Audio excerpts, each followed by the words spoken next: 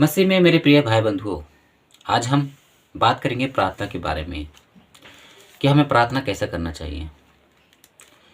पिछले दिनों हमने कुछ भाई बहन लोगों से मिला और मैं उनसे बोला कि भाई बंधुओं लोग, आप लोग प्रार्थना करते हो, अच्छी बात है, परमेश्वर से प्रार्थना करना चाहिए, प्रार्थना में लगे रहना चाहिए और प्रार्थना करना ही हमारा जीवन होना चाहिए। प्रार्थना का जीवन बहुत ज़रूरी होता है। लेकिन मैंने उन लोगों से एक बात यह भी कहा था कि भाई आप लोग ना इतना शोर शराबा मत कीजिए, इतना मत चिल्लाइए।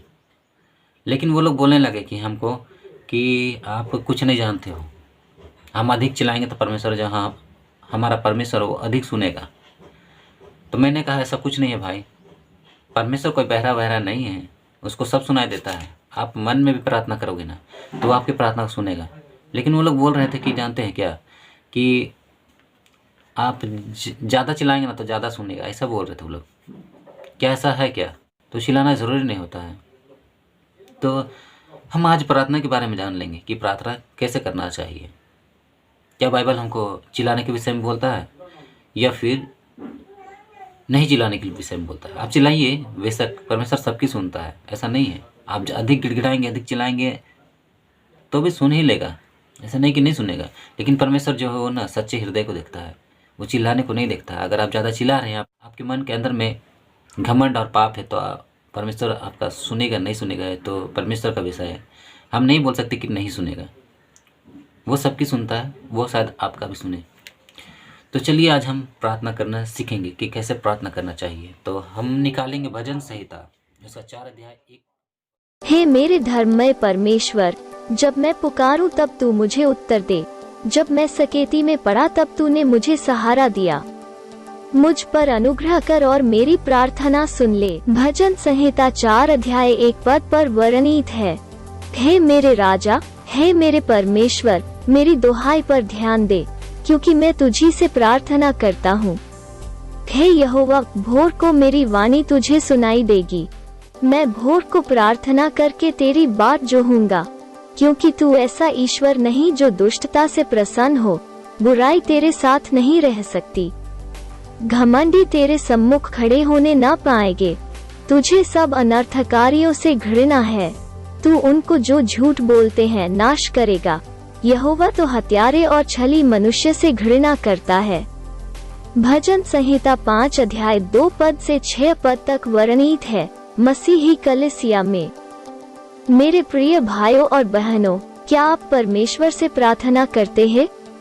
इस कोरोना काल के समय में सरकार ने लोगों को इकट्ठा होने और अधिक लोग मिलकर प्रार्थना करने पर पाबंदी लगाई है। वही कुछ भाई बहन भी नियम का उल्लंघन यह कहकर किए कि परमेश्वर से बड़ा कौन है। हम सरकार की बात नहीं मानेंगे, हम केवल परमेश्वर की बात मानेंगे। यह अच्छी बात है कि परमेश्वर की आज्ञा मानो और उसकी अनुसरण करो, पर वचन क्या कहती है यह भी तो जानो। वचन में लिखा है, प्रभु के लिए मनुष्यों के ठहराए हुए हर एक प्रबंध के अधीन में रहो, राजा के, इसलिए कि वो सब पर प्रधान है। सबका आदर करो, भाइयों से प्रेम रखो, परमेश्वर से डरो, राजा का सम्मान करो। पहला पत्रस 2 अध्याय 13 पद और 17 पद पर वर्णित है। इस वचन के अनुसार कहा गया है कि मनुष्य प्रबंध अर्थात नियम राजा की बात प्रभु के लिए मानो, क्योंकि वो सब का प्रधान है। अगर सरकार हमारे सुरक्षा तथा हमारे द्वारा फैलने वाले महामारी से बचाव के लिए 2 हाथ की दूरी तथा भीड़ नहीं लगाने को कहा है, तो हमें बात प्रभु के लिए मानना चाहिए, क्योंकि हमारा काम लोगों को बचाना है, मारना नहीं। अगर हमारे द्वारा किसी की प्राण जाए तो यह बहुत अभाग्य की बात है। प्रभु से प्रार्थना करना है तो आप प्रभु से भी सीख सकते हैं। वचन में लिखा है, सावधान रहो, तुम मनुष्यों को दिखाने के लिए अपने धर्म के काम न करो, नहीं तो अपने स्वर्गीय पिता से कुछ भी फल न पाओगे। और जब तू प्रार्थना करे तो कपटियों के समान न हो, क्योंकि लोगों को दिखाने के लिए सभाओं में और सड़कों के मोड़ों पर खड़े होकर प्रार्थना करना उनको अच्छा लगता है। मैं तुमसे सच कहता हूँ कि वे अपना प्रतिफल पा चुके। परंतु जब तू प्रार्थना करे तो अपनी कोठरी में जा और द्वार बंद करके अपने पिता से जो गुप्त में है प्रार्थना कर, और तब तेरा पिता जो गुप्त में देखता है तुझे प्रतिफल देगा। प्रार्थना करते समय अन्य जातियों की नाई बक बक न करो, क्योंकि वे समझते हैं कि उनके बहुत बोलने से उनकी सुनी जाएगी। सो तुम उनकी नाई न बनो, क्योंकि तुम्हारा पिता तुम्हारे मांगने से पहले ही जानता है कि तुम्हारी क्या क्या आवश्यकता है। मत्ती 6 अध्याय 1 पद और 5 से लेकर 8 पद तक वर्णित है। हमारा पिता परमेश्वर हमारे मांगने से पहले ही जानता है हमें क्या क्या आवश्यकता है, पर कुछ भाई बहन का यह सोचना है कि जब तक वो लोग नहीं चिल्लाएंगे तब तक परमेश्वर उनकी नहीं सुनेगा। और वो लोग इतना जोर जोर से प्रार्थना करते समय चीखते चिल्लाते हैं कि कोई नया व्यक्ति कलीसिया की संगति में आए तो चीखते चिल्लाते सुनकर ही भाग जाए। मैं विश्वासियों को बोलती थी, प्रावधान के द्वारा प्रबंध का उल्लंघन मत करो, भीड़ इकट्ठा मत करो, और अगर भीड़ इकट्ठा कर ही लिया है तो आराम से धीरे धीरे प्रार्थना करो। पर उन लोगों का कहना था कि हम सरकार की बात नहीं मानेंगे, सरकार परमेश्वर से बड़ा नहीं है, हम तो केवल परमेश्वर की बात मानेंगे, सरकार कौन है हमें बोलने वाला। मैं बोलती हूँ, अगर आप परमेश्वर के सच्चे विश्वासी हैं, आपका परमेश्वर में संपूर्ण विश्वास है, आपके विश्वास के द्वारा परमेश्वर आपको कोरोना नहीं होने देगा। पर क्या आपकी तरह सबका विश्वास परमेश्वर में बहुत बड़ा है कि औरों को और लोगों से कोरोना ना हो?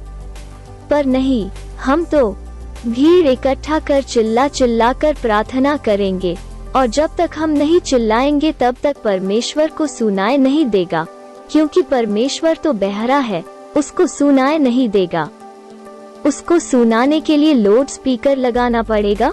वचन में लिखा है, मैं चिल्ला चिल्ला के दोहाई देता हूँ तो अभी वो मेरी प्रार्थना नहीं सुनता। विलाप गीत 3 अध्याय का 8 पद पर वर्णित है। परमेश्वर कोई बहरा नहीं कि आप चिल्लाएंगे तभी वो आपका सुनेगा। भजन संहिता 61 अध्याय 1 पद में लिखा है, हे परमेश्वर मेरा चिल्लाना सुन, मेरी प्रार्थना की ओर ध्यान दे। ये वचन पढ़कर बोलते हैं कि हम तो चिल्ला चिल्ला कर प्रार्थना करेंगे, पर इस वचन का आधार यह है कि जब दाऊद दूसरे व्यक्ति की पत्नी के साथ गलत किया, इस कारण परमेश्वर दाऊद से विमुख हो गया, उसकी नहीं सुनने लगा। परमेश्वर का क्रोध दाऊद पर भड़का, तब दाऊद यह वचन लिखा, रो रो कर चिल्ला चिल्ला कर विलाप कर। आप कहीं से भी प्रार्थना करें, परमेश्वर आपको जानता है, वो आपको देखता है। आप चाहे चिल्ला कर प्रार्थना करे या मन में करे, उसको सब सुनाई देता है। परमेश्वर को आपका चिल्लाना तथा उसको लाउड स्पीकर की जरूरत नहीं, वो सच्चे मन से की हुई प्रार्थनाओं को सुनता है। आप कितना भी चिल्लाओ, सच्चे मन से प्रार्थना नहीं करोगे विश्वास के साथ, तो वो आपकी प्रार्थना नहीं सुनेगा, जैसा कि विलाप गीत 3 अध्याय का 8 पद में वर्णित है। अगर हमारा यह वीडियो पसंद आया तो लाइक, शेयर और सब्सक्राइब करें, और साथ ही साथ अपने अनुभव अनुसार कमेंट करें कि आपको किस प्रकार प्रार्थना करना पसंद है। धन्यवाद। आप सबको ईश्वर आशीष दे। जय मसीह की।